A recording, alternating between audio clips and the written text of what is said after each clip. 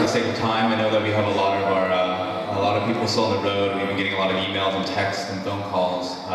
We're sitting in Atlanta traffic, so we'll go ahead and get started. To get started, we're going to go ahead and start with the Korean American national anthems. They're going to be sung by Michael Beck and Dahlia Son. 시간상으로 딱 1절만 보겠습니다. 해볼까요? 네, 감사합니다.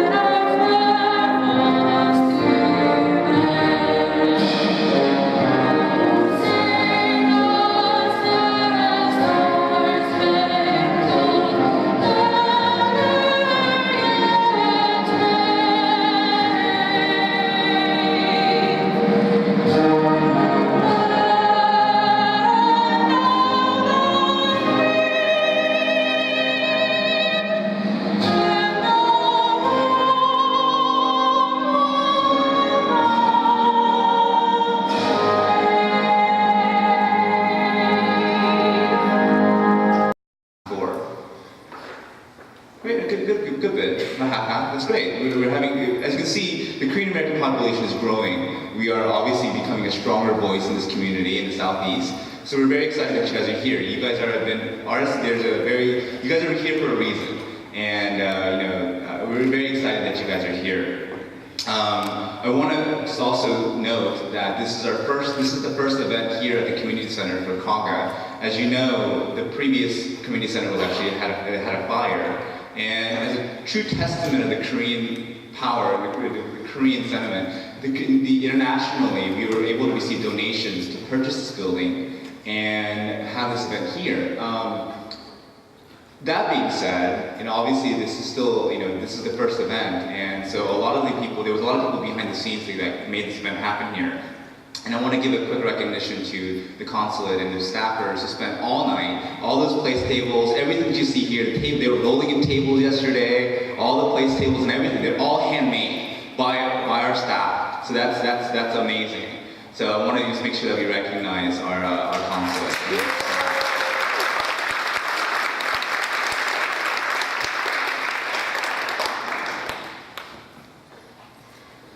For our opening remarks, we're going to have our brand new Consul General, Sung-Jin Kim, who, as you know, or may not know, we have a new Consul General here. He just came here last month, so he's still getting used to the way of the land here in the South.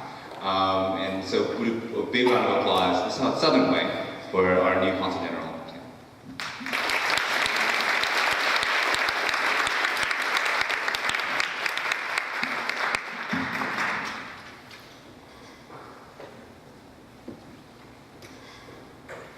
안녕하십니까. 한 달 전에 애틀랜타에 새로운 김성진 총영사입니다. 오늘 트래픽 때문에 지금 길에 여러분들이 계시는 것 같은데 제 말 못 알아들으시는 분 손 들어보세요. 뜻밖인데. 제가 사실은 계속 한국말로 하려는 건 아니고요. 사실은 2001년에 제가 처음 그 전에 뉴욕은 출장을 많이 왔었지만 근무를 나와서 이런 파티에 가면 고민이 생기더라고요. 한국말로 할까, 영어로 할까. 반반씩 하니까 오히려 내용은 절반만 준비하니까 편하긴 하더라고요. 한국말로 요만큼 하고 또 영어로 요만큼 하니까.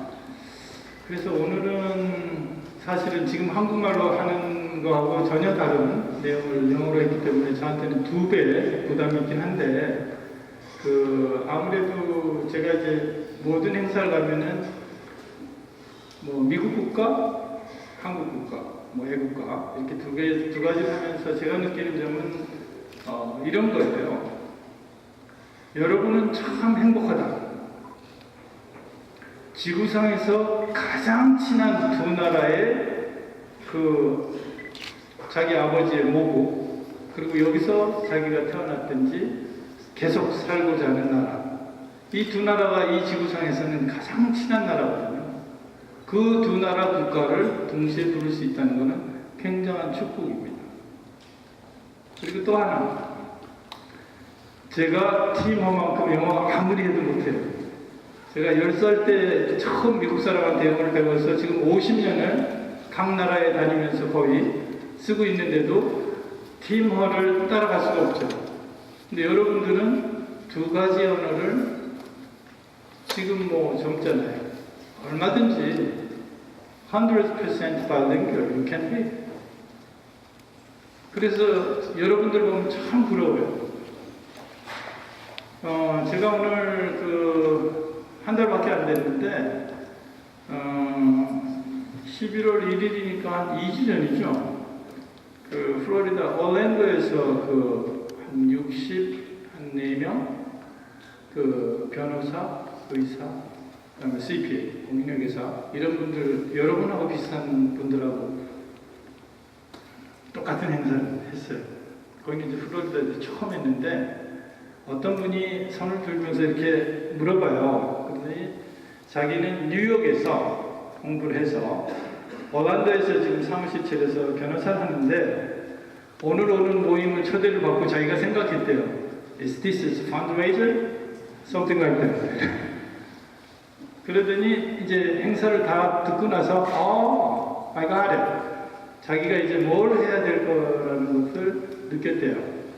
자, 지금까지 제가 한국말로 일부러 한 거예요. 여러분들에게 한국말은 영어만큼 참 beautiful language 보여드리기 위해서 지금부터는 제가 그냥 영어를 팀워크만큼 잘 못하기 때문에 이렇게 보고 할게요. 근데 어느 순간부터 눈이 안 보이기 시작하더라고요. 그래서 이거를 조금 이용하겠습니다.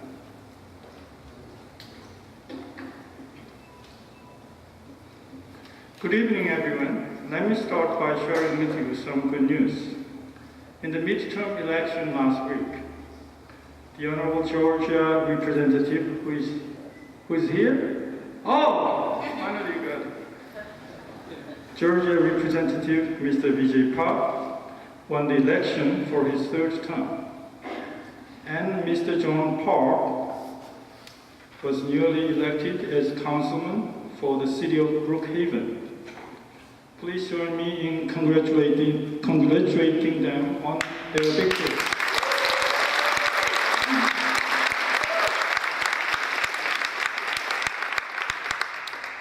The Korean Consulate General is very pleased once again to sponsor the Night for Korean American Future Generations this evening. We have about 150 young Korean American professionals and students with us tonight. On behalf of the Korean Consulate General and myself, I sincerely welcome all of you. You truly are an invaluable asset for the future of local Korean American communities and also for Korea, your motherland. Dear friends, as a matter of fact, Koreans on average are smarter, more organized and diligent, better educated, and have higher incomes than other minority groups in the United States. However, their voices in the rule-making process and their engagement in mainstream society are not strong enough. In some sense, it is regrettably negligible, I must say. Sorry. So we need to reposition ourselves in every sector as soon as possible. We need urgent action and more active engagement now. Tonight, we have a very special guest. I met him 3 days ago in person, the Honorable Representative B.J. Park. He is one of the role models I have spent many years looking for in the United States. He is a good lawyer and a very prominent politician in Georgia. Most amazingly, he is a good father of 3 daughters, and he is proud of being Korean American.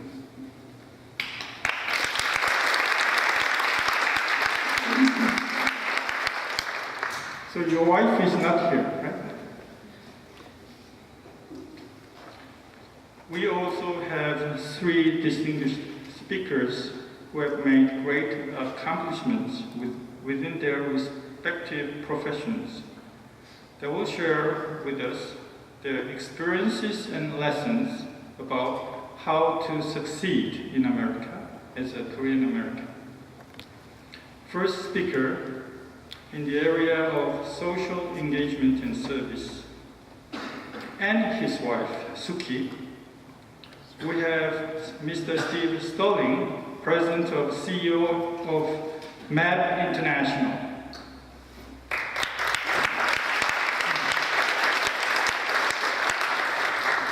Second speaker from the business sector, Mr. Tae Kwak, President of Mendel America.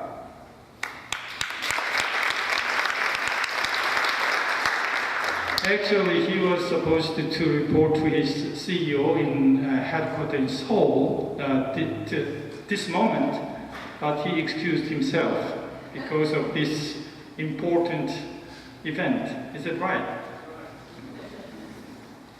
Last but not least, in the area of political empowerment, Mr. John Park, newly elected councilman of the city of Brookehaven, and his wife, Morgan Harris.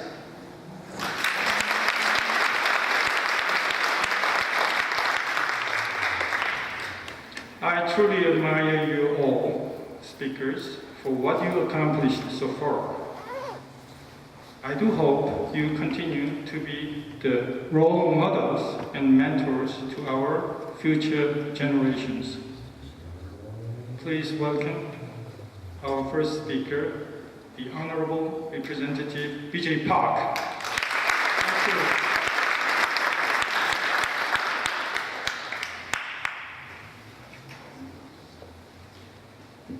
Thank you, Consul General Kim. First of all, let me apologize for being a little late. Apparently Atlanta has a traffic problem, and somebody should really do something about that. But in all honesty, it took me actually an hour to get here from my office in Midtown, which is kind of surprising because of an accident in Pleasant Hill. And my wife sends her regrets, unfortunately, because she also works. The work schedule, she couldn't make it today.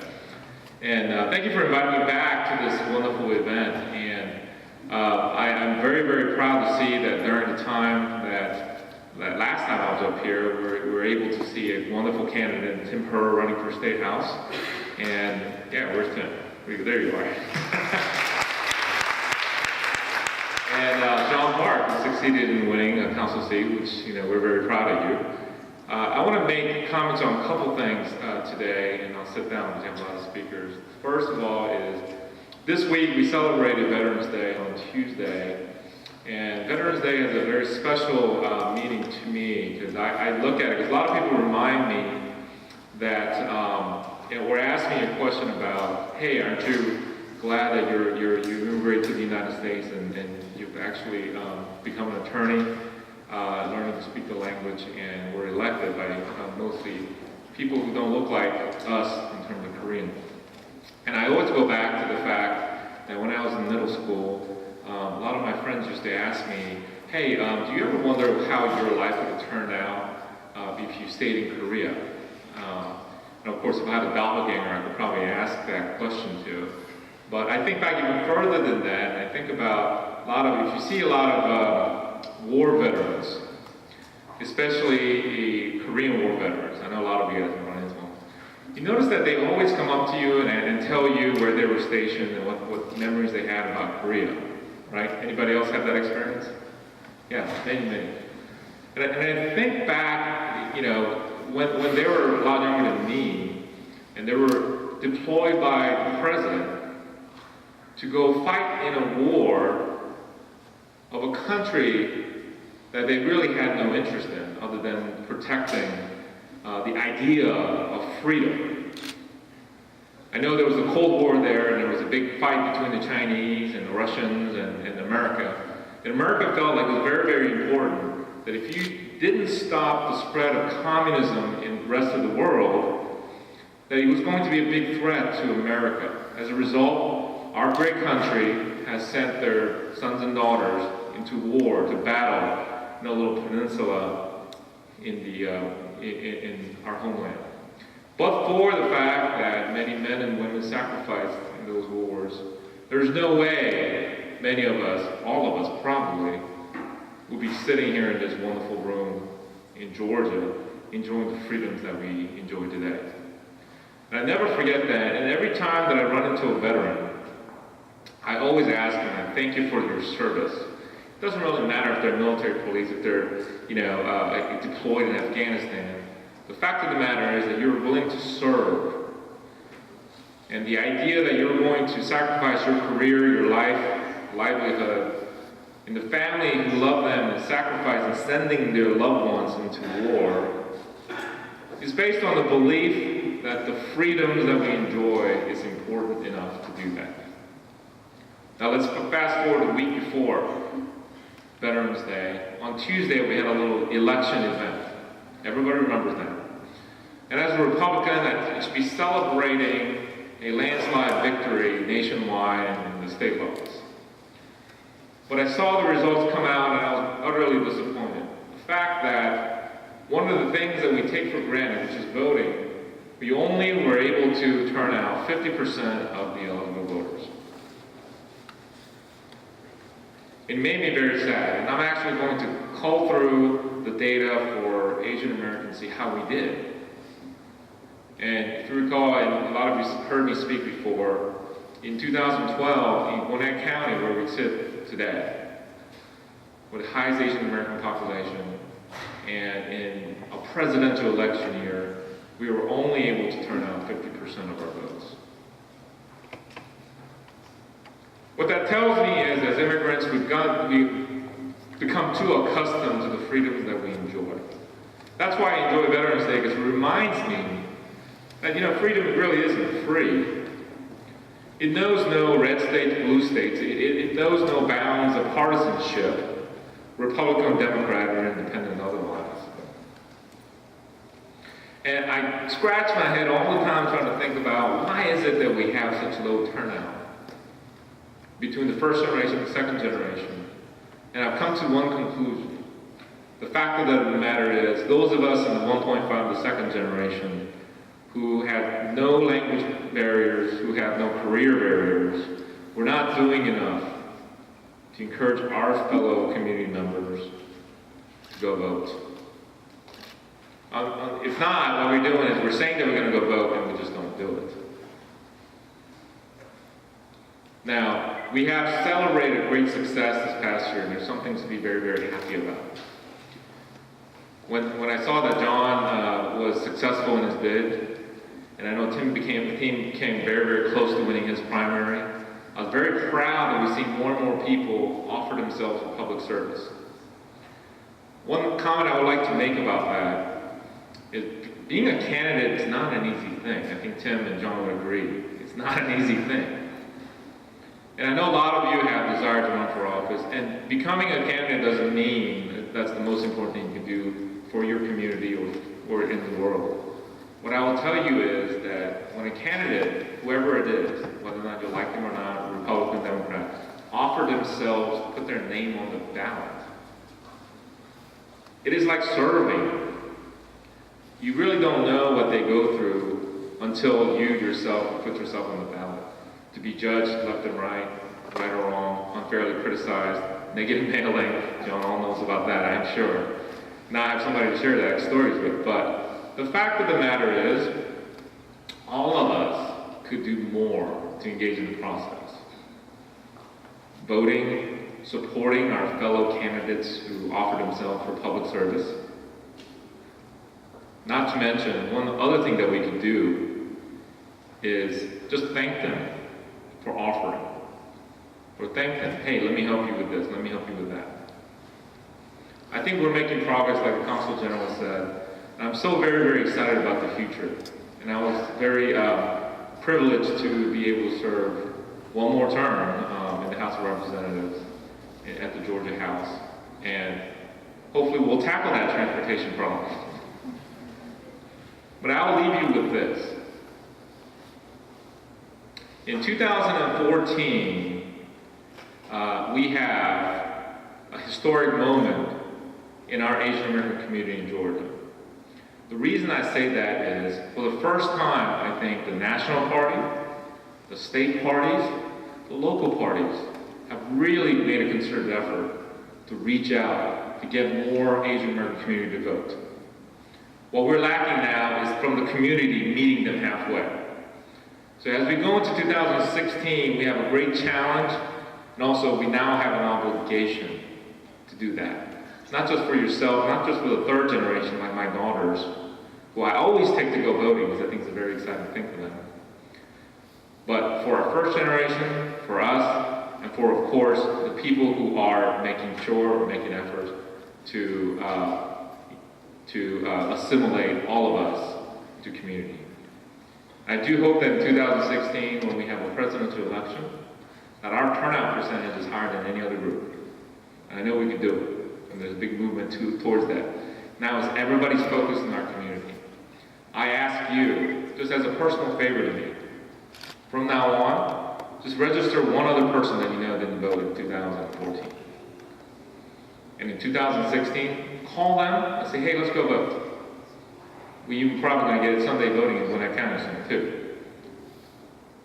And that being said, in 2017, after the election, who knows, we may actually have a U.S. congressperson, we may have a statewide office holder, or federally appointed judge, or any other high-profile position from our Korean immigrant community. I look forward to the day when we don't have to have a gathering like this, because we're doing so well, right?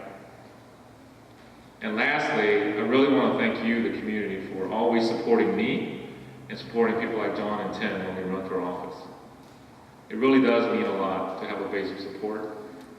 It really connects you back to the community from which you came, and also gives you hope and courage to tackle the tough issues going forward. If I could be of any assistance, or my office could be of any assistance in what you're doing, please do not hesitate to give me a call, or my office. If you go to my website, my cell phone's on there. A lot of people are surprised that I actually answer the phone, but I do. And I'll be sure to do whatever I can to advance our community and our Georgia community as a whole. Thank you very much.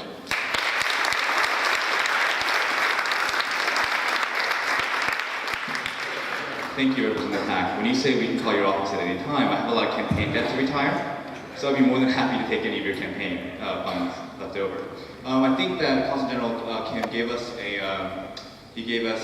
something to do. We have a task to do.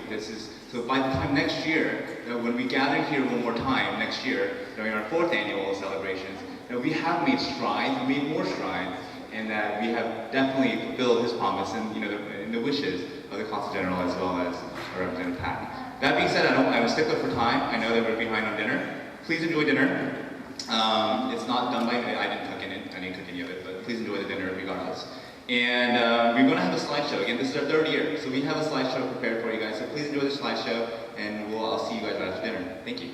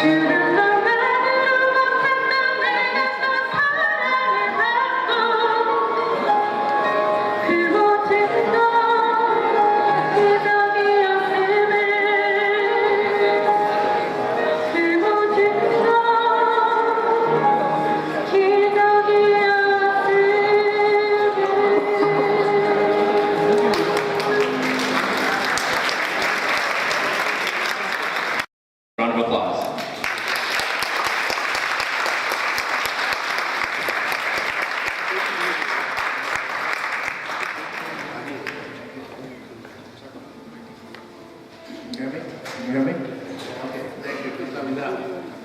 And 안녕하세요. And that's most of my Korean you'll hear from me tonight. So, when, first of all, I want to thank the Consul General of Korea, Atlanta, for hosting this event. Thank you very much for coming to the U.S. a month ago and then hosting this wonderful event, and all the organizers, and also the my colleague speakers, and also Representative Park and John Park for your service, because that's 24/7 type of job, and especially when you give your cell phone out. So thank you for serving our country. I was asked to talk about a topic that might be of interest. And so I was talking to my wife and talking back and forth, and about being Korean American, and what really what I lived in this country is about 40 years now, pretty old. But I was adopted when I was 11 years old. I was in an orphanage in outside of Ilsan, Korea, and they have a saying that if you're a Korean adoptee with American or Caucasian parents, that you're like a banana or a Twinkie, because we're yellow on the outside and white in the middle. And so when I came to this country, my parents and our friends and whatnot are all white, Caucasian, but when I look on the outside, I'm Korean. And so my identity really looking at it, so who am I? And I think I'll talk about that tonight, and also about who I am today and who the people in my life that contributed to who I am today. So if that's okay, just keep it informal, and we're going to talk about how I got here today. When I was one, I had polio in South Korea. The vaccination hadn't quite got to Seoul yet, and I got the polio virus. And my father, my Korean father, and my mother tried to do their best to take care of me. But right after the Korean War, the situation was not that great in the 50s and the early 60s. So they heard about a Christian orphanage called Seoul outside of Ilsan, Korea. And my father, unbeknownst to my mother, took me there and literally abandoned me so that I may have a better life. So when you look at it, I really thank my father, a Korean father, for taking care of me, and then also having the courage and the love for me to say, you know what, even though I love my son so much, I'm going to give him up so that he may have a better chance in life. So he literally did that at this footstep of the orphanage. And my younger sister, Mary Ellen Young-hee, was also left about a week later. So she and I were together always growing up. And so my Korean family who took care of me and really cared for me and loved me. Second is, when I was in the orphanage, I was sponsored by a woman that sent $10 a month, and back in the 60s, there was a lot of money, so that I could have crutches and braces, and so I could go to school. Before I had crutches and braces, I could not walk. I literally had to crawl on my hands and legs, and that's how people children in the developing countries get around. You don't have wheelchairs, you can't use wheelchairs. So, but I was very fortunate, sponsored, and then I was able to then go to school in Korea. And this person that helped me in her life of service, I later met her in Walla Walla, Washington. And I found out that she wasn't a person of wealth. That in fact she had 2 children, and her husband was a post office worker. And he told her, if you want to sponsor, my Korean name is Myung-soo, at $10 a month, you have to earn your own money. I'm not going to give you my money. So she literally had to clean houses. She cleaned homes. So she could send me $10 a month, so I could then have crutches and braces and go to school and have a life. So that's again, wow, how about her, she did that so that I could have a chance in life. And by serving in her way, just one child that she helped, $10 a month, that's because I'm here today. The next person is my adopted parents. They adopted 6 kids, 4 from Korea and 2 from America, and then God blessed them, one of their own at the end. But then they sacrificed their life, and my dad was an engineer. He didn't make a huge amount of money, but he said, no, I want to have help children. So they adopted 4 of us from Korea. And again, another impacting other people's lives by giving of themselves, by saying, let me go help somebody else who needs some help. And because of that, I was able to come to America. And I remember coming in in 1966 from Seoul to Anchorage, Alaska. That's where moved to, or I was adopted to. And I really thought, well, this is a land of milk and honey, because back then America was this wonderful place you could go to, anything was possible. And so for me, it was like the ultimate to be able to be adopted into an American family. So I worked really hard, and I really prayed to God to, Lord, help me. And this country enabled me to, and my parents could not afford to send me to the school, colleges. And I remember when I was in junior high school, I asked my parents, I said, Mom and Dad, where are the best colleges in the United States? And I said, well, there are Ivy League schools in Stanford. I said, well, I'm going to go to one day. I said, well, Steve, they're very expensive, you don't have that much money, and they're hard to get into. And they probably thought, this kid's not that smart. And, but God was able, He provided for me to go there. I went to Cornell and then Kellogg for my MBA. But it's really about who made that possible. I did not do that on my own. It was people that was helping me all along, because we do not get to where we are by ourselves. And then the next person that helped me to where I am now is my wife, my best half. We've been married for 34 years now, and she's a saint because of that. And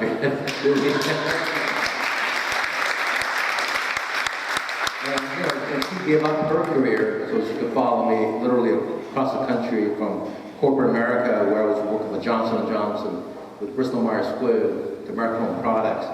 And then about 14 years ago, we were getting to live in the lifestyle of corporate America as vice president and whatnot. Something happened, and this person, I would have never thought would have impacted my life this way. But I went back to Korea in 1991, and I met my childhood friend. His name is Song, and he has severe cerebral palsy. So he is in a wheelchair, and he could barely feed himself. But he was smiling, this nonstop smiling. So I said, oh, maybe it's a friend of mine. So I asked Song, I said, you remember me? He goes, yes, I remember you, Myung-soo. I said, what do you remember me about? He said, well, you used to beat me up every single day. And I'm pretty strong upper body, and I felt really bad because he was at a funeral. And it's the first time I've seen this guy, and the first thing he tells me is that I beat him up all the time. And what was happening was, because I got picked on badly at school, then I went back to the places where the handicapped kids were staying. So then I took it out on them. So I said, would you forgive me, Song, for what I did to you growing up? And he said, Myung-soo, I forgave you a long time ago because Jesus forgave me my sins. And when he said that, he literally changed my life, because I started thinking to myself, what am I doing with my life? Why was I the only kid with disability to be adopted to one family, go to good schools, and get married to a wonderful wife, have two wonderful children. By the way, it's my son's birthday today. Seattle, Washington, his attorney. Don't hold that against him. But wonderful kid, all of these things. And I'm thinking to myself, you know what? God was doing that for a purpose. It was not for my selfish gain to say, look what I've done. But rather, He was going to use that to really help other people. And so when He said it to me, I started thinking to myself, boy. So it was kind of a journey, took me about 6 months. And then I realized that the orphanage that I grew up in was started because of the founder of World Vision helped start that. So then I literally picked up the phone and I said, I called him and I told my situation, and I think I can help you. And make a long story short, after many, many interviews, I was hired as Vice President of Marketing Operation at World Vision. And that was my start of working in nonprofits and helping the least of these. And most recently, and I've traveled probably over 40-some countries around the world. And it's not easy work, because anything in life that's worthwhile, it's not easy. And particularly as you get older, these steps are nothing compared to what they're in India. Some of the steps are like that high, and so it's not that easy to get around. But so I was really thankful that my family and my wife was saying, let's go to nonprofits for half the salary and for all these other things you don't get. But it's been so fulfilling and rewarding, because the last 14 years I've been working for nonprofits has been so much more rewarding than working for companies. I do have some days when I miss working at a corporation and say, oh, why did you do this? And but really, when you meet some of these people, because God gives each one of us in this room and also around the world potential. But sometimes you have to unlock that potential by just getting a little bit of help. And whether I was in Korea and with polio, or it could be some mother with a child that is sick and they don't have any money to pay for the medicine, that child has potential. And if I have to do something to help that child, it's really my obligation and responsibility. And just to talk a little bit about the rest of the world, there's 1.4 billion people, that's with the B, 1.4 billion people in this world that live on less than $2 a day. Just imagine, $2, what can you buy with $2? Can't even buy Starbucks coffee for $2. But $2 a day is what they live on. And oftentimes they have to make a choice. Do I feed my child, or do I buy the medicine if that child is sick? And so, and oftentimes the hunger pains will run out and the child doesn't get the medicine, and then the person will suffer the consequences. And actually about 10 years ago, when I was traveling for World Vision, I met a young girl in Cambodia.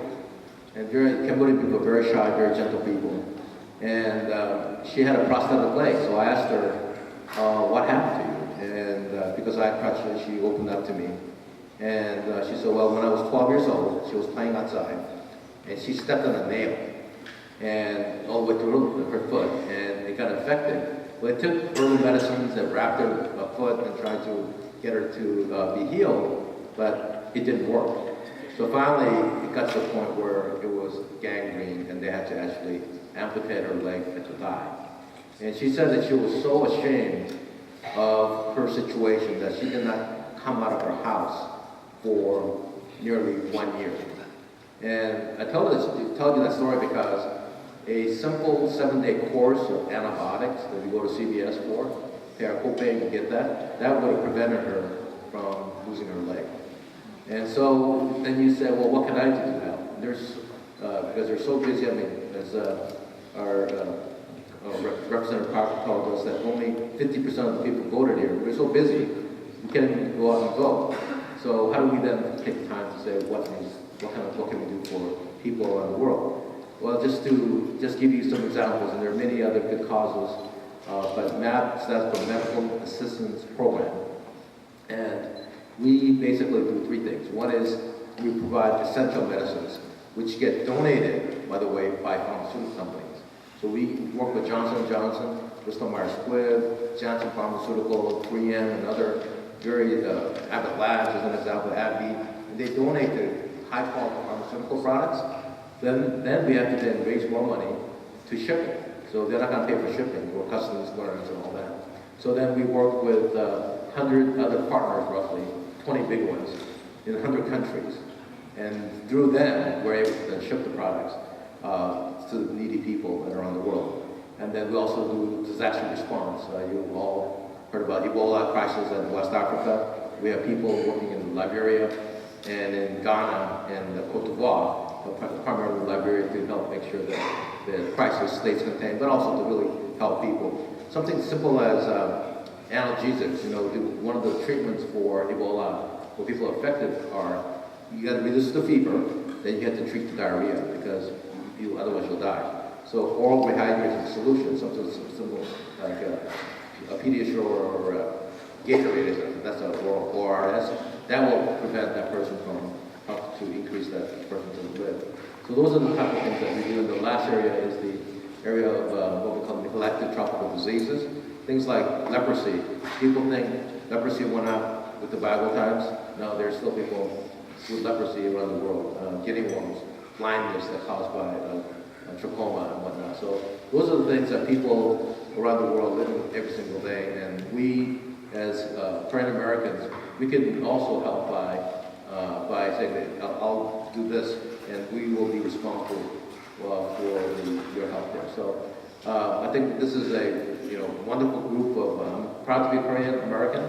I thank God that I am a Korean American and the opportunities He has given me through this country of ours, and that is our obligation to give back, because it's really we're blessed to bless other people.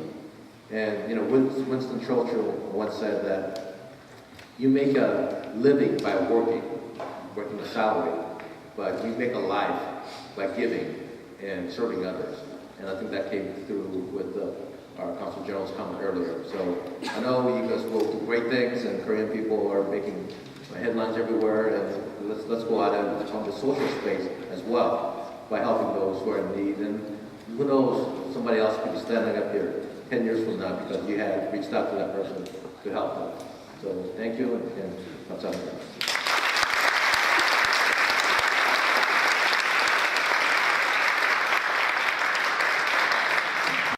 If you were here last year, it's my stage, this is my podium, so I would like everyone to stand up. I'm giving out a prize, so I need everyone to stand up.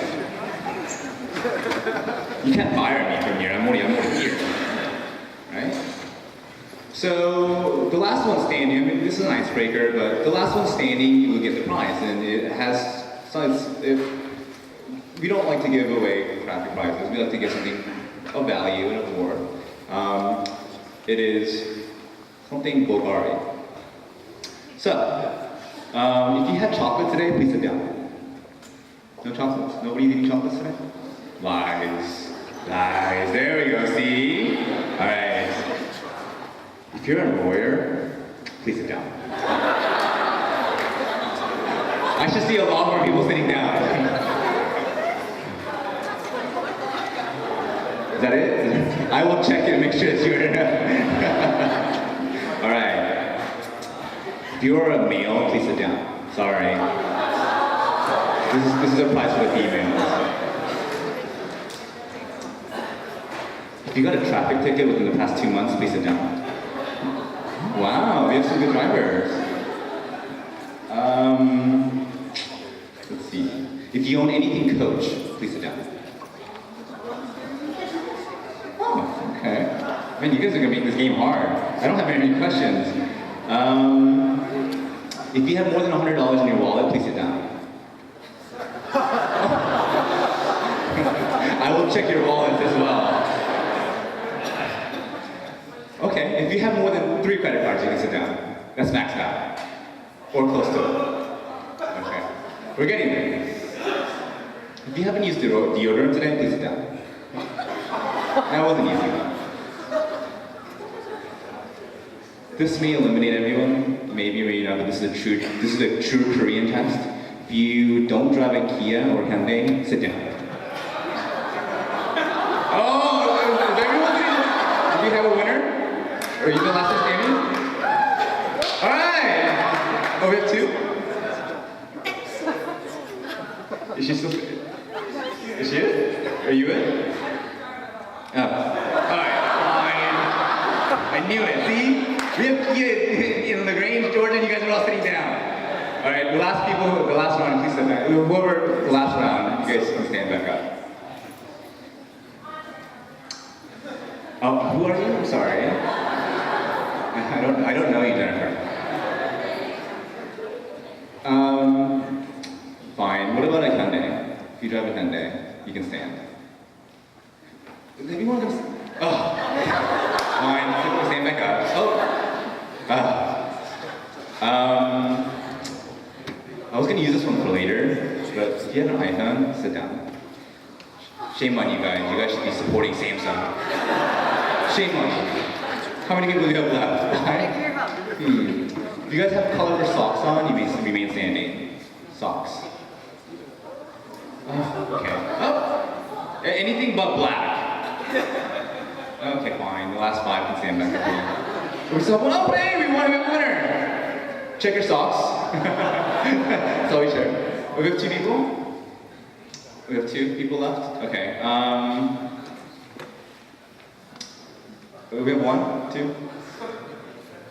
If you have colorful socks, you can remain standing. If you have, oh, fine. The last, everyone can stand back up. The last couple people. Sorry, this is training, right? So you sit back, you lose a lot of calories, you lose a lot of weight. If you had to travel more than 5 miles to get here, or fine, if you had to travel more than 10 miles to get here, you can remain standing. Oh wow. 4, 5 of us? 6 of us? If you drive an Asian car, I'll let you go. You get to remain standing. Asian car? Everyone drives Asian cars?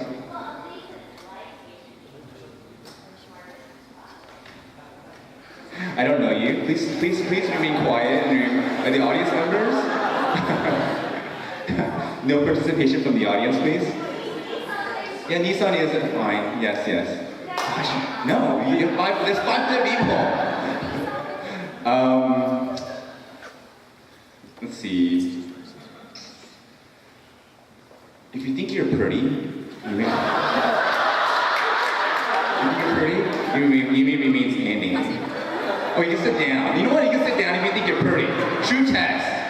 If you think you're pretty, you can sit down. Oh, okay, fine. So 3 people. Man, you guys are killing me here. If you work in the public sector, you may sit down. Yes, that was intentional. You may sit down. If you're married to an attorney, you may sit down. Nobody? If you have graduated in the past... There's only one. Oh, there's only one? Oh, you won? Oh, 2? There's 2. There's 3? Who's at 3? We have one more? No, she's giving out the prize. That's our lovely girl.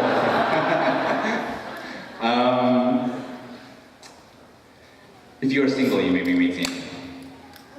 Both are single, okay. Men in the room, we have 2 beautiful women who believe that they are not pretty. If you got a straight perm in the past 2 months, you may sit down. I'm thinking stuff now. You know what? Yes, probably no. Oh, hey, we have 1 person standing. Perfect. All right, you may get your flag over there.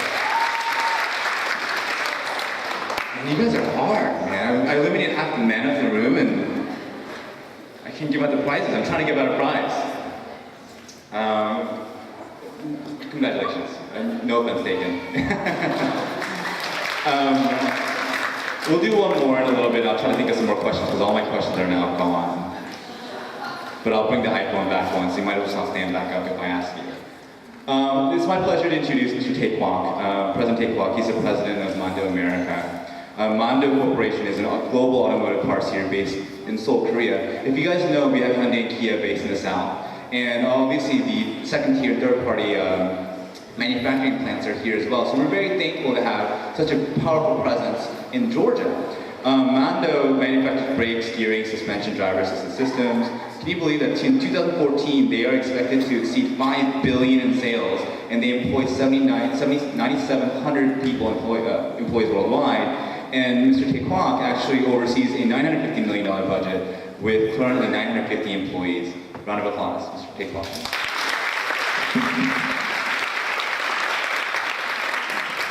Good evening. Mr. Sterling, I was talking to him earlier, and it's an amazing story what he went through, as well as what he's into now. I think it's great that you can help people, and one thing about helping people, and you hear stories all the time, but you don't know if you do partner up with a certain association, you don't know where the money's going. So it's hard to donate. But after meeting Mr. Sterling, I think we're going to talk more. And it's great what you're doing, and I appreciate it. Tonight, I want to thank Consul General Kim, as well as his assistants for putting this together and inviting me. Consul General earlier stated that amongst minority, Koreans are probably smarter and better educated, but I'm not one of them. I'm not, you guys are probably smarter than me. I'm just an average guy that just happened to have a good street smart and common sense, and fought for what I wanted, and happened to be in the right place, and I'm running a company. So I'm happy, but, and also education-wise, I don't think you guys would probably think where I went to school is good education, but I went to Ohio State. We are doing good in football. We're getting Michigan State. I think they will get in top 10. We'll see what happens. Anyways, I'm surprised that ladies here don't drive Hyundai or Kia. You know, that's amazing, but you know, they do make some good cars. And that kind of leads to what I want to tell you today. You guys are Koreans or Korean Americans. There are some Americans here. And you guys have heard that there's Hyundai and Kia here. But that's all you know. You don't know the story beyond it. What it takes to make Hyundai and Kia cars. What it takes to make Hyundai and Kia make the money that they make. And I want to tell you a little more about that. And it's actually good that none of the ladies here do drive Hyundai or Kia, because now I'm going to tell you a story, and I think you're going to want to buy Hyundai or Kia.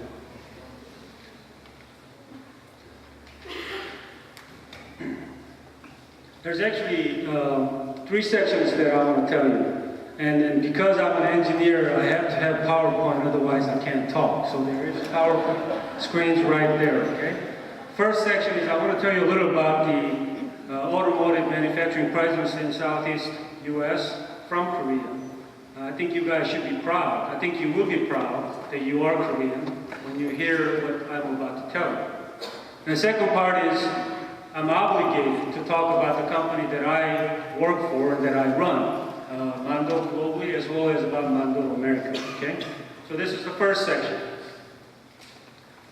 You know there are other car makers in southeast region of U.S., but I don't care about Honda or Mercedes or BMW or Volkswagen because you know they're not Korean car makers.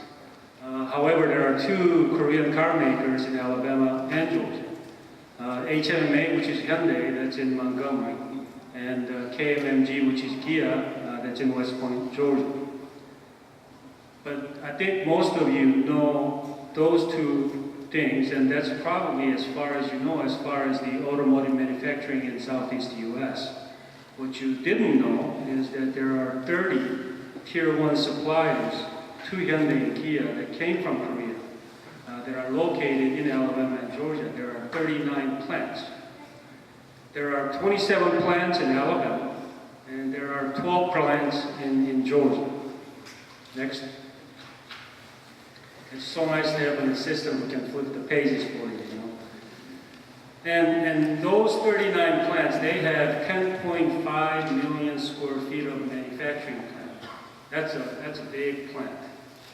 And 60.5 million square feet of manufacturing land, which means they can expand. And those Hyundai and Kia combined invested about $3.5 to $4 billion in Alabama and Georgia. But these other companies also invested almost $2 billion so far in both Alabama and Georgia. So that's a lot of investment, and a lot of people don't know that. Next, please. Hyundai and Kia also has about 2,500 to 3,000 employees in each of their locations. But Hyundai and Kia cannot run without Tier 1 suppliers. So if you look at the suppliers, there are almost 13,000 employees in those 39 plants in Alabama and Georgia. That's 13,000 people that did not have a job in Alabama and Georgia that are now working for these companies. Almost 1,800 of them are salaried employees, and about 11,200 of them are hourly employees. No, you're not supposed to go until I tell you. If she was working for me, she would have been fired.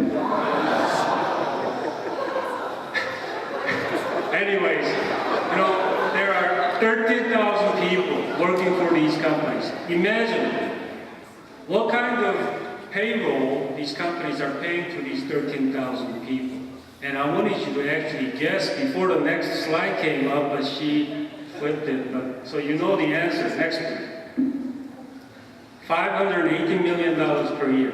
These companies pay to Alabama and Georgia residents in payroll. That's $580 million of income per year that they did not have that Alabama and Georgia are getting. I want you to also think about this. $580 million, how much is it? How much do you think Atlanta Braves make per year? Or their revenues are per year? Or Atlanta Falcons? Can anybody guess? Paul, take a guess. Atlanta Braves, their revenue last year was $261 million. Okay? So it's pretty close, $261 million. Atlanta Falcons last year was $280 million. So as much money as Atlanta Braves and Atlanta Falcons made last year, that's how much these Korean companies pay to Alabama and Georgia residents in payroll. That's a lot of money. They didn't have it before. Next, please. She's doing good now. No, you gotta go back again. Okay, now, that was the payroll we were talking about, but let's look at sales. We already talked about what Falcon's annual revenue is, as well as Braves. I mean, we thought, they're big organizations, right? Big organizations, but their annual revenue is about, $250, $280 million a year. In Atlanta, there's a big company, Coca-Cola. What do you think their annual revenue is? Jackie, you want to take a guess? Couple hundred million? Anybody else want to take a guess? Andy, you want to take a guess? Andy's not here, he left. He doesn't get gifts, right? June, do you want to take a guess? Billion? Coca-Cola, worldwide. Next, please. Their revenue is $46.1 billion last year. Globally. I mean, Coca-Cola, they own restaurants and everything too. So globally, $46.1 billion. Do you think PepsiCo is bigger than Coca-Cola? No? Next, please. $66.8 billion revenue by PepsiCo. They own Pizza Hut, they own Taco Bell, they own a lot of different restaurants as well as Pepsi and drinks and everything, right? So these are huge companies. Coca-Cola is a huge company, world known, so is PepsiCo. How much do you think these 39 plants in Alabama and Georgia, as well as Hyundai and Kia, what kind of economic contribution they generate per year? Anybody want to take a guess? 100 million? 100 billion? Wow, that's a lot. 100 billion, you gotta be bigger than PepsiCo and Coca-Cola combined together. You can't, that's not easy to do. But in US, this year they're gonna sell about 16.5 million cars this year. So it's back to what it was before the 2008 crisis. So they're selling a lot of cars. Car sales are doing good. These companies that came from Korea, our home country, Hyundai and Kia, as well as the suppliers, 30 companies they came here, they generate about $66 billion of trade per year. Next. That's a lot of money. I mean, you guys probably did not know that. $66.7 billion of trade from these companies that came from Korea to Alabama and Georgia. So the company that you came from, the companies from the country that you came from, they are contributing quite a bit to Georgia and Alabama. So you should be proud of yourself. You should be proud when you're running to people that work in these companies, because you are one of them. So that's about Hyundai and Kia and the suppliers, that what they do in this area. Now, as I said, the second section is that I am obligated to talk about the company that I work for. Next, please. Mondo, as the MC announced, is a global company headquartered in South Korea. We have locations in Europe, in China, India, Korea, obviously, and North America and South America. And we are planning to build a plant in Mexico. Next, please. Our sales this year will be about $5.5 billion. So that's not a small business. And obviously sales from Korea is the largest. And China used to be smaller than North America, now they're bigger. And China's second, and America is third at $971 million a year. And it's about the same with the number of people that work for us. We have most people in Korea at about 4,500 people, China about 2,500 people, and North and South America together about 1,200 people. Next, please. It's kind of funny. I mean, this company was incorporated in October of 1962, and I was born in October of 1962. And I don't know how I came to Mando by accident, but when I did come and I learned the company was incorporated in October of 1962, I thought is it karma or is it just kind of an accident? But it's good, it's good. And we have about 9,630 employees globally, and you can see the sales history. We grew quite a bit. And the products that we make are brake products, steering products, suspension products, and we have iron casting operation. And also, this is a new thing that we've been working on for a while, which is driving aid systems, smart cruise control, autonomous braking, so you don't get into accidents where cars will stop by itself when they get within a certain distance to another object. So lane keeping, parking systems. So we do a lot of those things as well. Next, please. Now this is the company I run, Mando America. I think some of you came to our grand opening in July. Mando America was actually established in 1996 in Detroit as a sales office. But the real, company growth started in 2004 when we built a plant in Alabama. And as you see in the picture on the bottom left, there's a plant and also the warehouse we built in 2009. And 2006 is when we started to supply to GM, and that's when I joined the company. And now we have 2 plants in Georgia and also a couple of tech centers in Michigan. Next.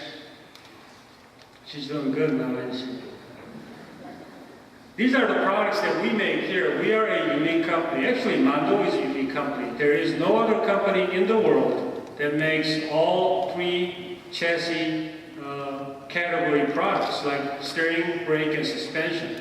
Mando is the only company in the world that makes all 3 types of product. And amongst Mando America is the only company that makes all 3 products in the same plant. So it's unique that we are making a lot of different kinds of products, but it's tough because it's hard to become experts in so many different types of product. And these are the products that we make: calipers, brake corner modules, which has rotors and knuckles and calipers, and also Mazda boosters, and electronic stability control systems. And these are what makes your car stop when you want it to. And also the casting. We started a casting plant. We tried to buy castings in America. And as you know, after 2008, a lot of the casting or foundry business has closed down in America because the economy was bad and they got consolidated and shut down. And since then, a lot of the U.S. companies started to buy castings from India and China. We were looking to buy castings in the U.S. and we couldn't find enough capacity or competitive capacity. And so we decided to vertically integrate and do the casting ourselves. So we have a casting plant in Georgia now, and we machine it in Georgia and we assemble it in Alabama. So we are completely vertically integrated when it comes to brakes. And then we also do electronic steering gears and hydraulic steering gears, struts and shock absorbers. So everything that makes your car ride smooth or rough, turn left or right, or stop and go, we make. So it's, if we don't do a good job, I don't think you'll have a nice ride. And if you look at our current customers, unlike those 30 companies I told you about earlier, I think most of them are Hyundai and Kia dedicated suppliers. We're a little different, where our business in America, 55% of our current business is selling to GM. And also 30% is to Kia, and 15% is Hyundai. And as I said earlier, we support these customers with our plant and a warehouse in Alabama, near Opelika, and two plants in Hogansville, Georgia. Next, please. Our sales in 2014 is about $930 million, and our plan is to get beyond $1 billion and reach about $1.3 billion by 2020. That's our goal, and we are working towards it. Next, please. I think something failed here. Can we go back, please? I know somebody, she knows, that works for me. So if I don't have anything direct, if I don't have direct impact to her, then I can do something kind of around the way.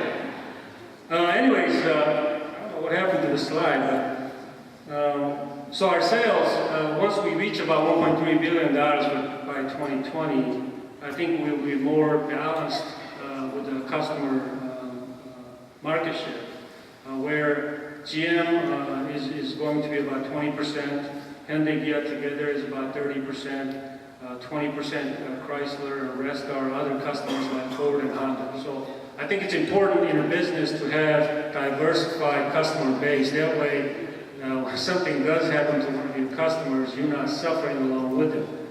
And our employees, we currently have about 950 employees. And by the time we reach 1.3 billion, we should have about 1,700 employees in our plants in Opelika and Hogansville. And we talked about how much these suppliers invested so far, $2 billion, right?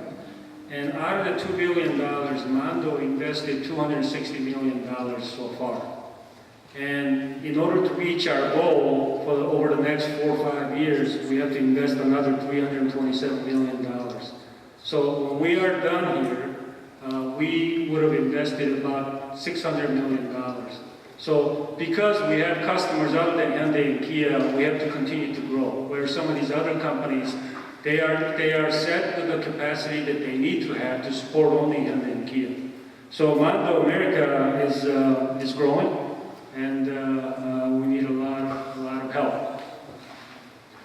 Next is the page that you saw with the picture earlier. That was the front view of our Georgia plant where we had the opening ceremony in July.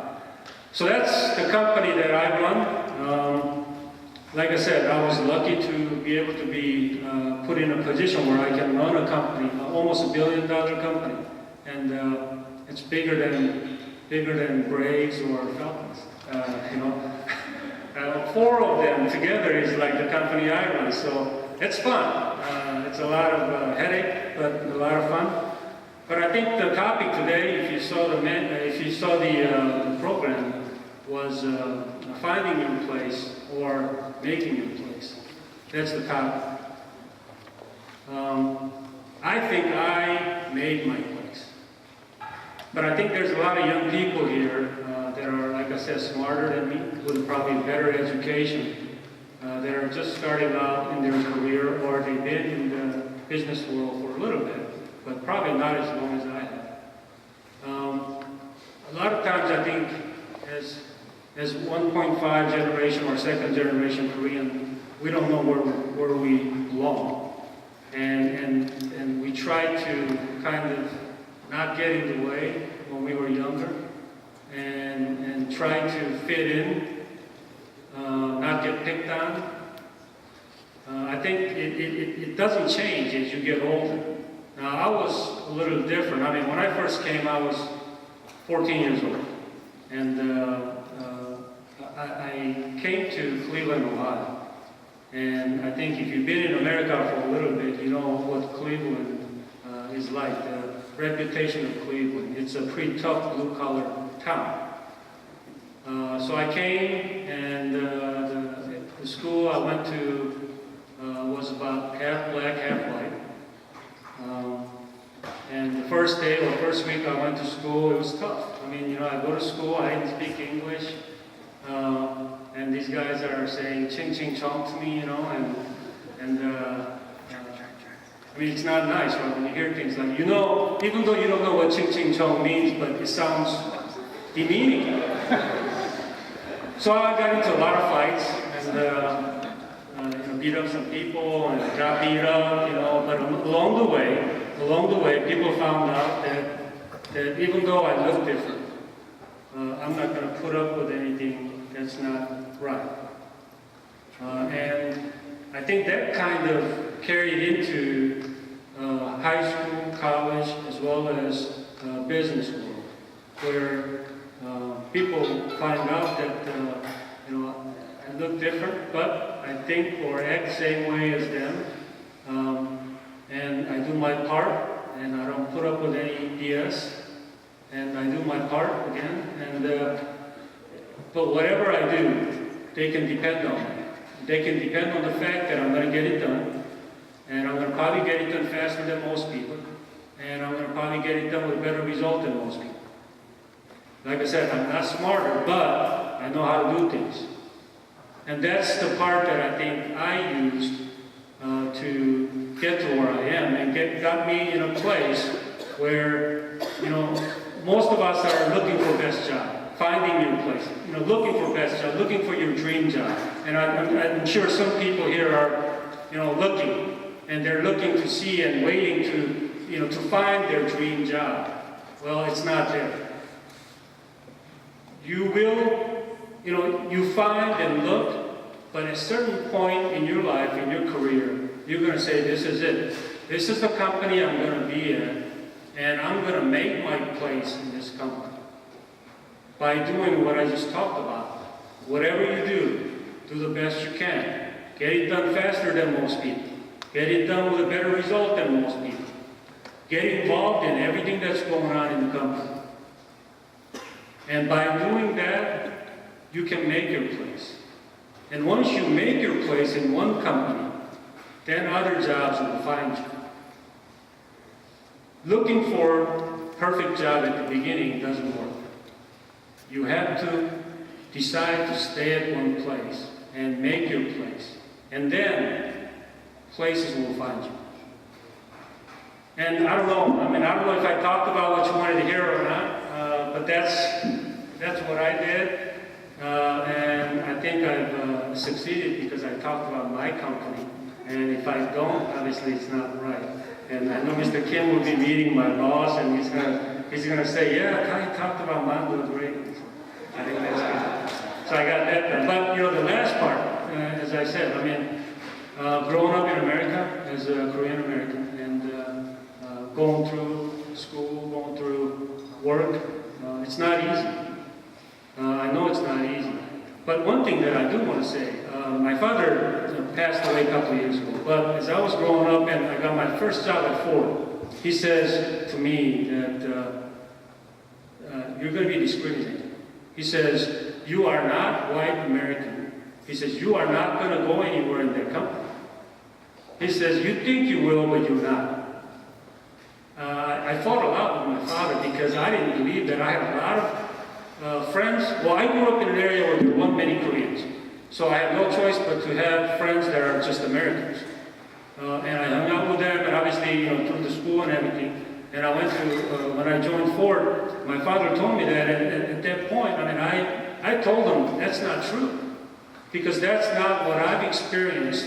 I have not been discriminated against, and I don't think I will be discriminated against, because I will not put up with it. And I got into so many arguments with my father. But 15 years later, when I went from Ford to Nissan to Morton International, which later became Autolead, that makes airbags and seatbelts for cars, and became an executive in that company, and a president of a joint venture company that Autolead and Mando did, my father was proud of me. He said, you were right. I mean, you went to a European company, an American company and European company, and you got to a point where I didn't think you would, because I thought you would get discriminated against, but it didn't happen to you. You were right. And I think it's because, like I said, you don't have to put up with it. And you just have to do your part. then you can make your place. And once you make your place once, other places will find you. Thank you.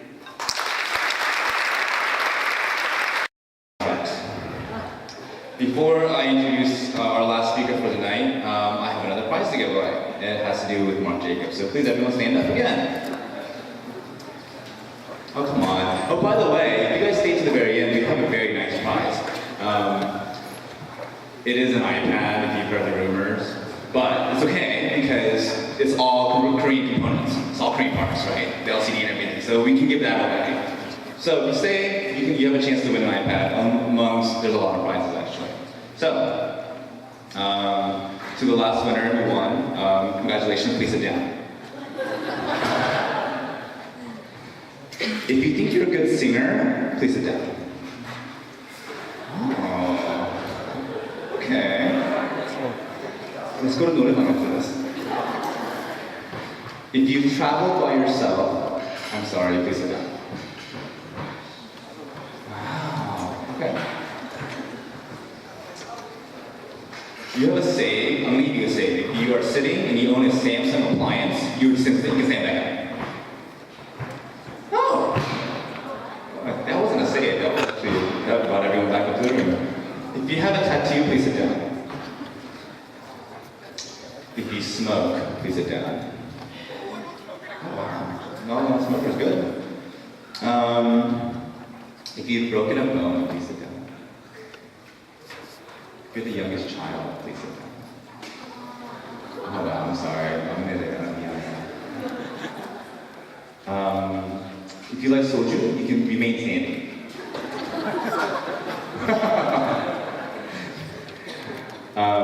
If you're drinking this weekend, you may sit down. If you own a dog, you may remain standing. I like dogs. If you own a cat, you can sit down. We're almost there. How many people? Raise your hands. Oh, we have a few. Okay. The lone male in the back. Oh, yeah, one more male. I'm sorry, it didn't turn out that way. I didn't mean to do it this way. If you've gone over 36 hours without a shower to college, or whatever various reasons that I will not ask, you may sit down. No? I've got these questions from online, so these are not my questions. If you went to an Ivy League college, you may sit down. Okay.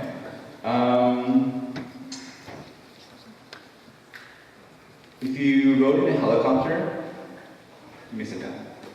No? Okay. If you speak more than 3 languages, you may remain standing. Oh man, I was hoping. Everyone, the last couple people, you may stand like that. If you wear glasses or contacts, you may sit down. 2? We have 2 people left? 3? Who's my third person? Oh, okay. 3 people left. Okay, no, there's 3 females. I apologize. There's still other males in the room. If you've eaten boshimtan or if you've eaten dog, you may sit down. Okay. Alright, nobody's opting. Nobody's saying that they're really at least tasted it. If you've never left Georgia, you may remain standing. Oh, man. Okay, there's always 1 or 2. We can send 3 of you guys to stand back up. Another exercise. If you have xylitol gum in your car, you can remain standing. Xylitol gum. 2? Oh man! I'm almost there. I didn't think we had 1 more person. This is not personal, by the way. I can't see you. I have lights. If you drink wine tonight, you can sit down.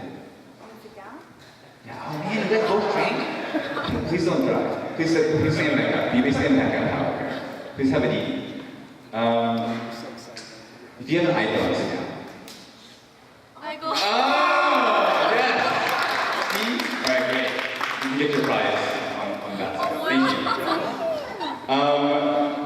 There are a couple more prizes where it's not going to be as arduous and not so hard. I swear those little coupons that you got, or the tickets, will be the way that we pick the rest of the prizes. So I don't have to keep you guys doing exercises. But it is my pleasure to introduce our newly elected Councilman John Park. He was born in South Korea.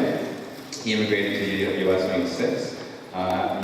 and to Alabama actually, and later John's family moved to Decatur, Georgia, and enrolled in Columbia Seminary. Went to Decatur High, and then went to Emory University where he got his bachelor's in business administration, and then started his technology consulting career at IBM. After 9/11, he left consulting to work for Bioterrorism Corporation, CEC. He married his wonderful wife, Morgan Harris, in 2003, and then went to Paris, and then came back to the States, and then started working as a contractor for the CDC as well. And congratulations on your newly elected office, John Park.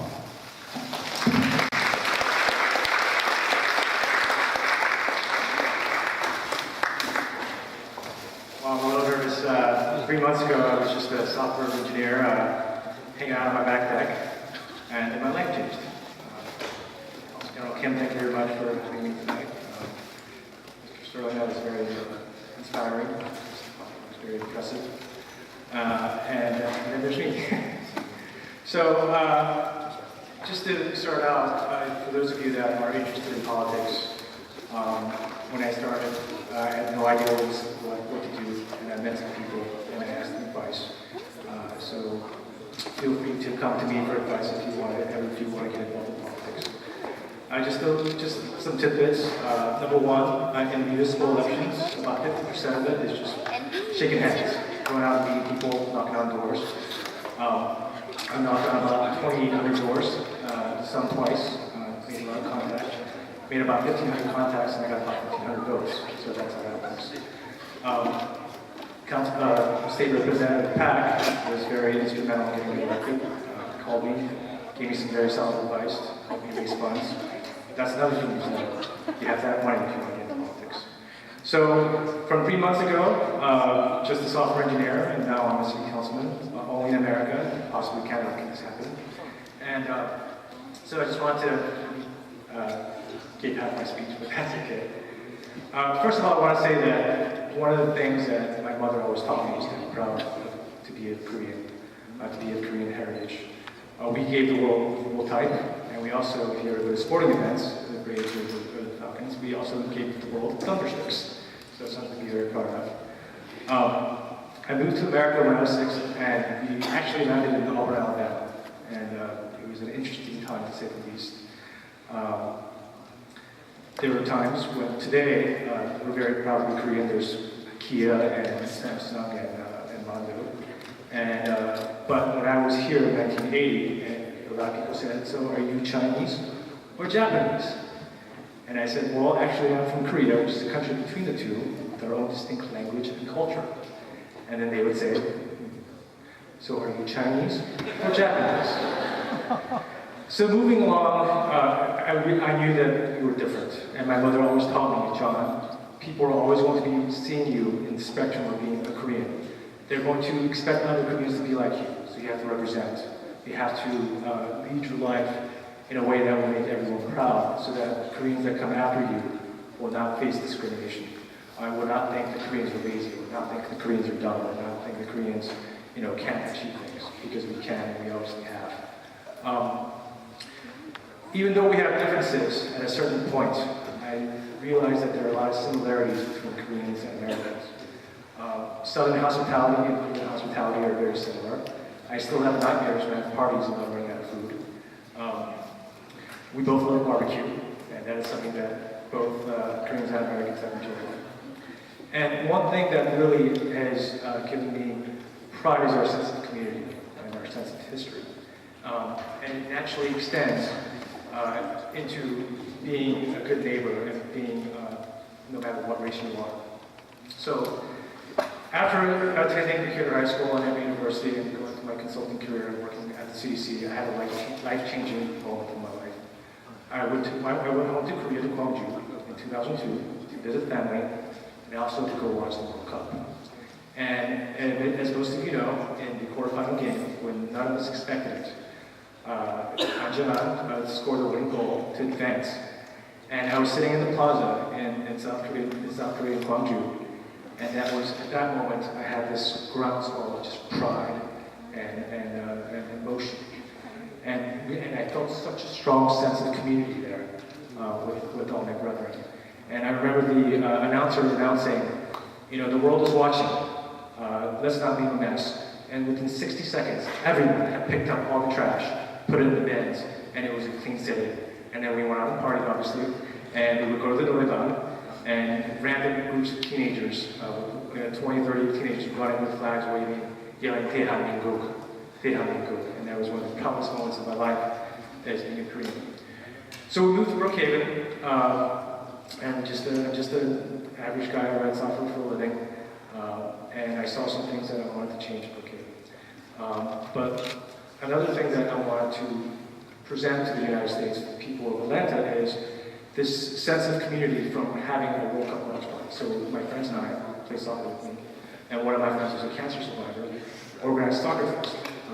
We brought 15,000 people to the city of Brookehaven. We raised $35,000 for blood cancer research and outreach.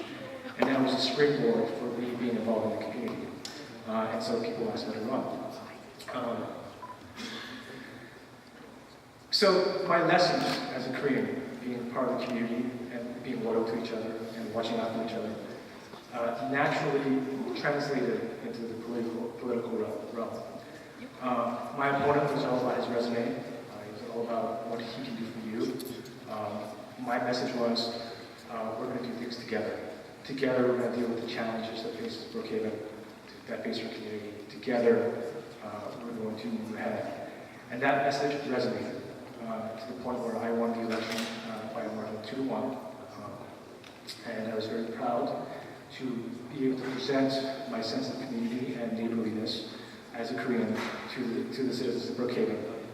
And when we share a common goal and a common heritage and a common sense of community, whether you're a country hosting the World Cup, whether you're putting a festival together for your city or your metro area, or whether you're just neighbors getting together to improving our parks in the area, that it doesn't matter what level you're at. That sense of community and that sense of belonging and that sense of a shared common goal is what can really, you can do anything. And I'll end this with the same slogan that I ended my campaign. Together, we want to do great things. Thank you.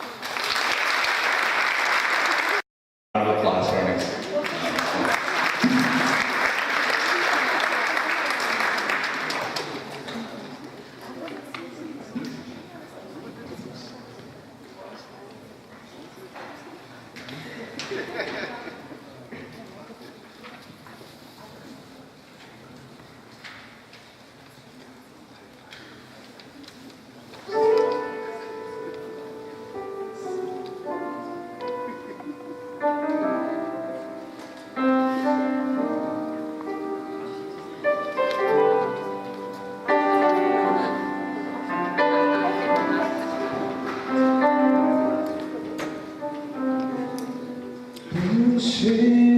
햇살이 비춰도 제게 웃을 수 있겠어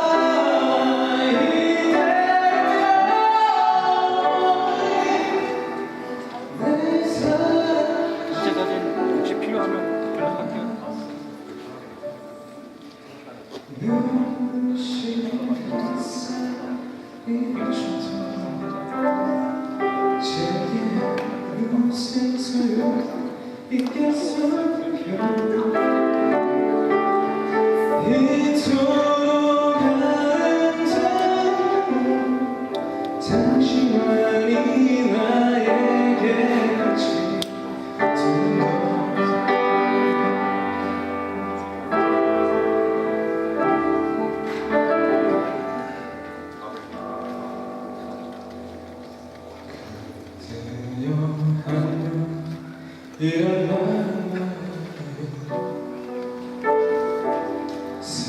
사랑의 눈빛만을 주세요.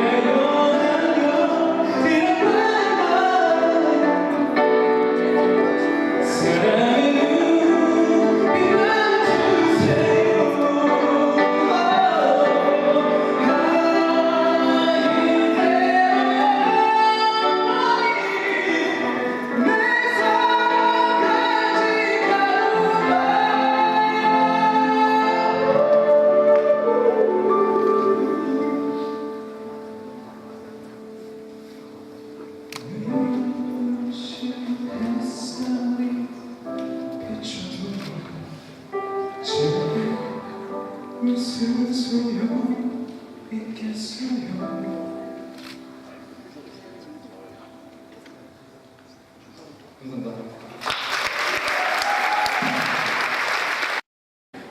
Before we move on to give out our prizes, I just want to recognize 오영훈 부장님 and the other 한인회 members. Just a round of applause for letting us use your facilities here today. Thank you so much. All right, we're going to quickly go through all the prizes so we can get everyone out of here. I know that we have all the work to do tomorrow, or some of us do anyway. First, we're going to give away, we have 4 prizes. Councilman John Park, if you could help us choose our next 4 winners. Where is, if you could pick our next 4 winners. You stay there, just pick out one of them, call them out. So everyone get your numbers out. Councilman, you are disqualified, you cannot pick your own. 326, 148. 148, so you can just call the last 3. 148. No? Go on. Oh, we have it. Yeah, okay, great. You have won a Starbucks mug.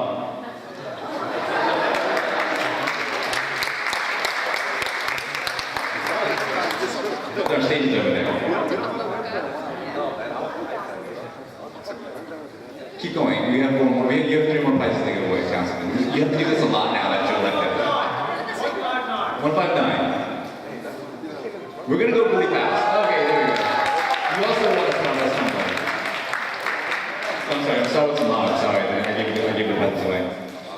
137. 137. Last, final. Oh, we got it. Last one, please. 135. Okay, that's our last tumbler. Thank you. Those are our level 6 and level 5 prizes. We go up now. President Tate Kwok, if you could choose, if you could help pick the next. See, 2 5 no's. We have 5 of those. 231. 231. Great. You can use a mirror for yourself or give it to your or your girlfriend. Yeah, 4 more please. Go that way. To the lovely 166. 166. Oh, what's your number?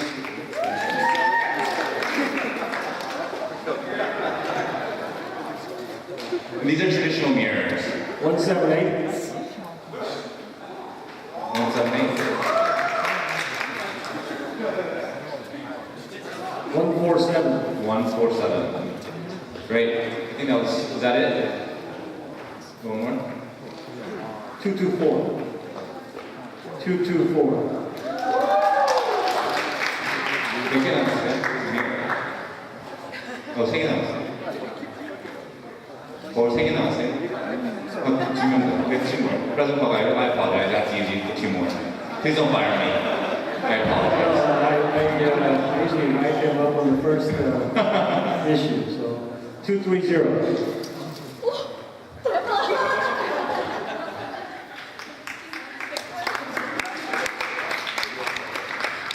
And 221. 221. Yes, 221. Going once, twice, one more. 227. Great. Thank you, President. Mrs. Curley, take our next two guests. These are Empress dolls from the Chosun Dynasty. 158. Not literally, but 158. 158. 158. 174. 174. 174? There's a conspiracy here. I don't know. Those are thank you, President. 176. Oh, those are the only two that we have. You were from Mr. Fucking Fire. Very fast. Big challenge. Scuffle. We could have if we could have Representative Park give us the next. What is it for? The scars. For the record, I didn't get a ticket. No, you don't get one. You can't accept campaign donations. 157. 157. Yeah? There you go. Great. Lovely stuff. Actually, the President, Representative Park, you're not. I'm sorry. We actually gave away the two prizes. Yeah, we did. Those two. 총영사님 is going to give us the last prize. He's going to give away the iPad.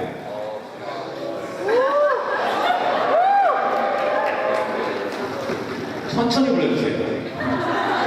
This is not my fault. This is only my hand's fault. Yeah. Last 3 digits. You can call it all out. This morning, 다 불러주세요. Then give me one way. 2. Oh. Was it 5 or 0?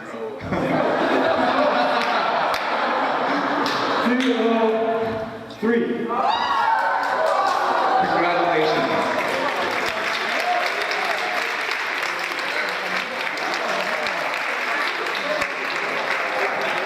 All right. You actually have to stay for pictures afterwards. Actually, because we're all Koreans and we like to take photos, we are going to ask that everyone stay and remain for the photos so we can definitely memorize it again. So please do not leave after our closing remarks.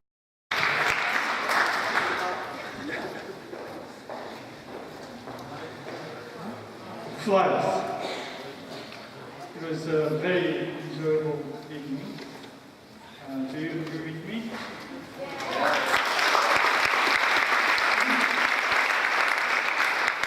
Maybe next year I'll show some big HD TV, 100-inch from Samsung, or maybe Kia might some course here. Oh, Mando, why don't you some parts? Right.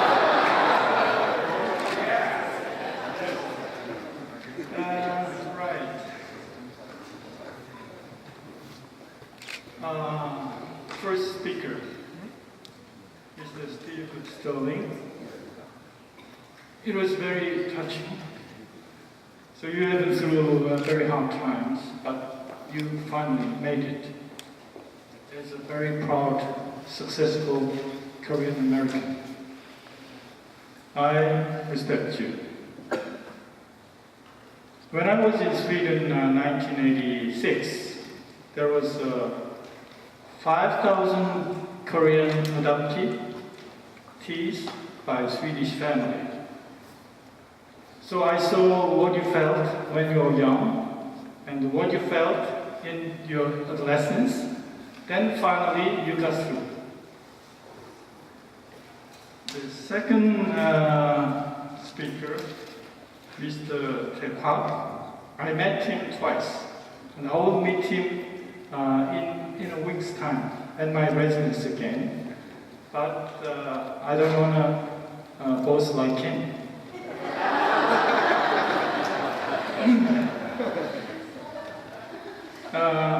As you requested, when I meet your CEO in Seoul next spring, I will tell him that he did a great job.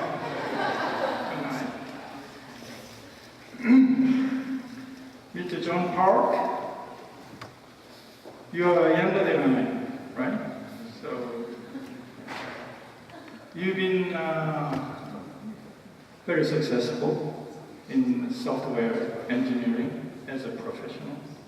And also you open up a new chapter as a politician. You may be re-elected like BJ Park 3rd times. Then you replace him, state representative. Then he will be a federal House representatives.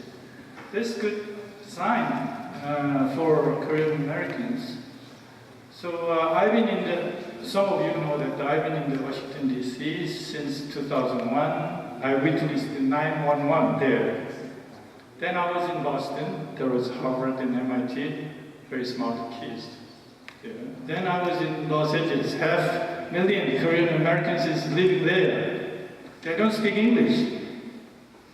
If you speak English, they will look at you again. Who's guy? So I met many beautiful and successful Korean Americans over the country.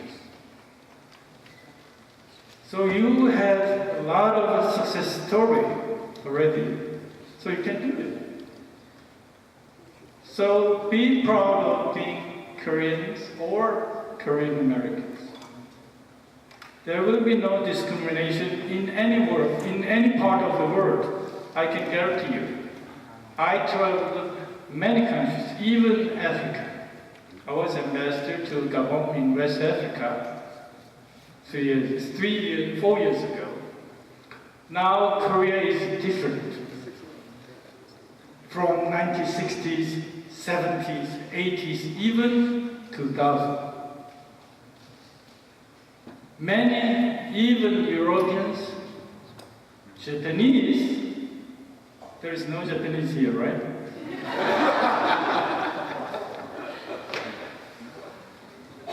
I visited Tokyo last February. Then young kids, young Japanese kids, I don't see any hope from their face. Economy is down, so nobody wants to marry because life alone is very tough for everyone. But you know, Korea is different.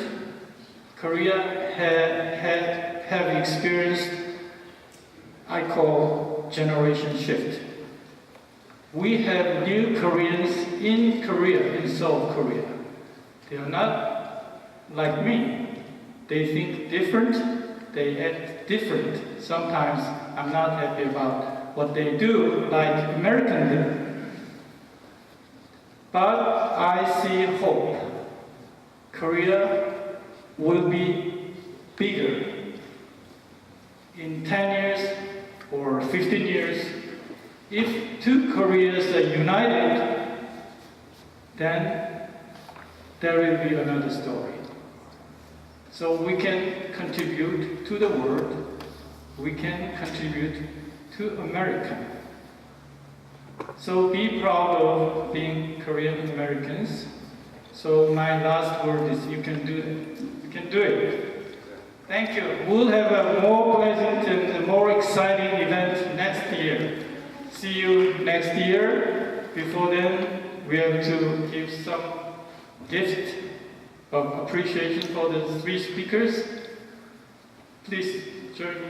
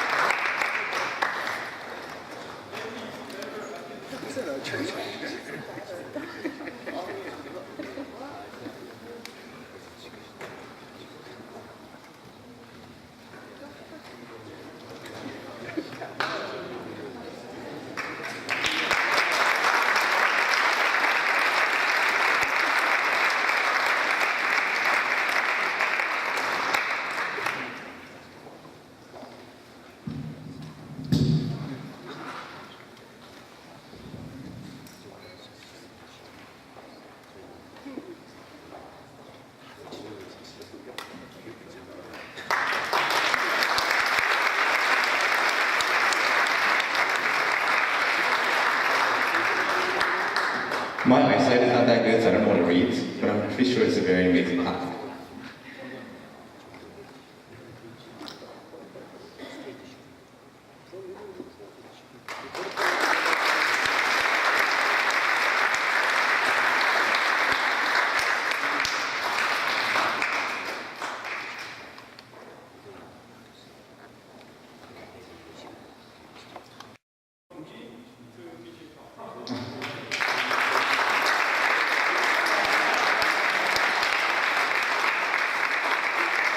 Silver prize.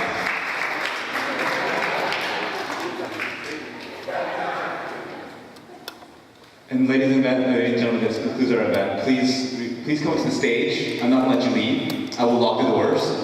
Please come to the stage for the photo. All right, ladies and gentlemen, I think we're almost there.